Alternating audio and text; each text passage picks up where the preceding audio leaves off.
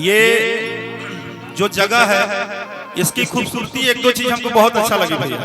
भले हम आपके गांव में आए, मुझे अब फील हो रहा है ये जो चारों तरफ से माहौल दिख रहा है ना, लग रहा है कि हम लोग अपने यहाँ गंगा जी के किनारे पे हैं। हमने कि हम तो गंगा जी नजदीक है, आज इसने लगा था कि महाकुंभ में के प्रयाग में माहौल कुछ ऐसा ही है। ठीक है, आवे के परी मैया हरि आवे के परी तू हजावे के परी कि आवे के परी मैया आवे के परी तू हजावे के परी कि जब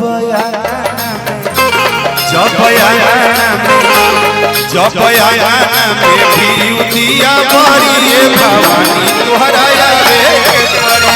जब आया में दिया बारी ये भवानी तुहराया रे परी।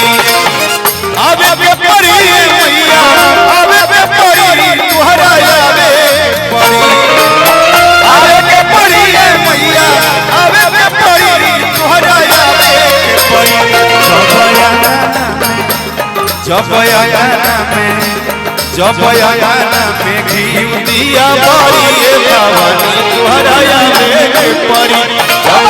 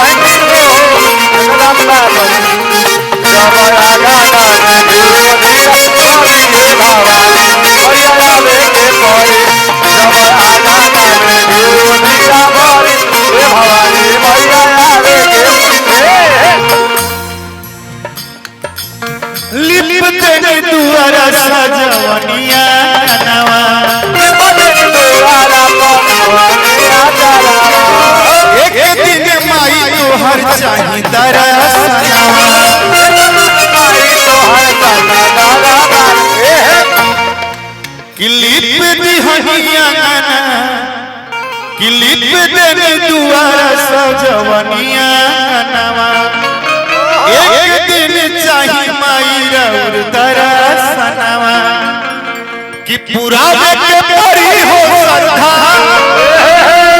हर आवे के परी तू हजाया के परी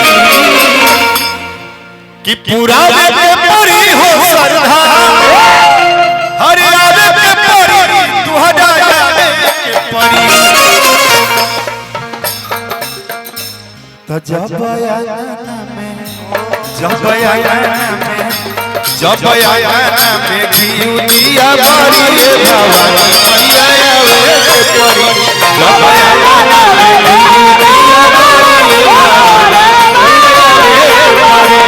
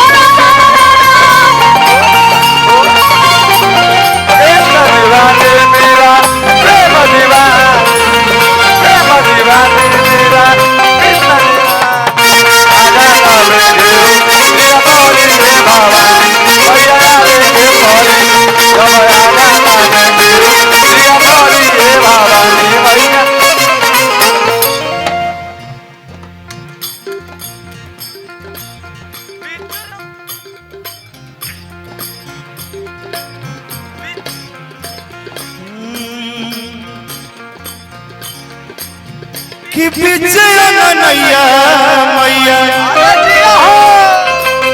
धैले बानी कलसा भैया भैया भैया मन काला सा बिचारा भैया भैया भैया मन काला सा कहियो तो पूरा करबू मनवा के ललसा कहियो तो पूरा करबू मनवा के लाला सा कहियो तो पूरा करबू मनवा के लाला सा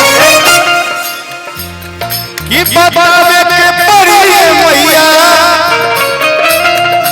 हर आवे के पड़ी तोहरा आवे के पड़ी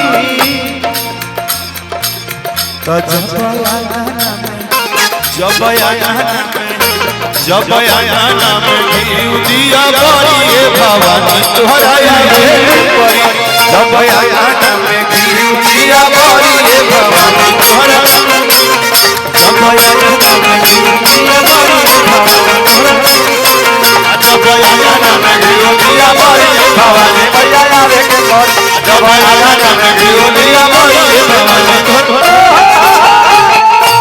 प्रेम से बोली शेरा वाली मैया की जय।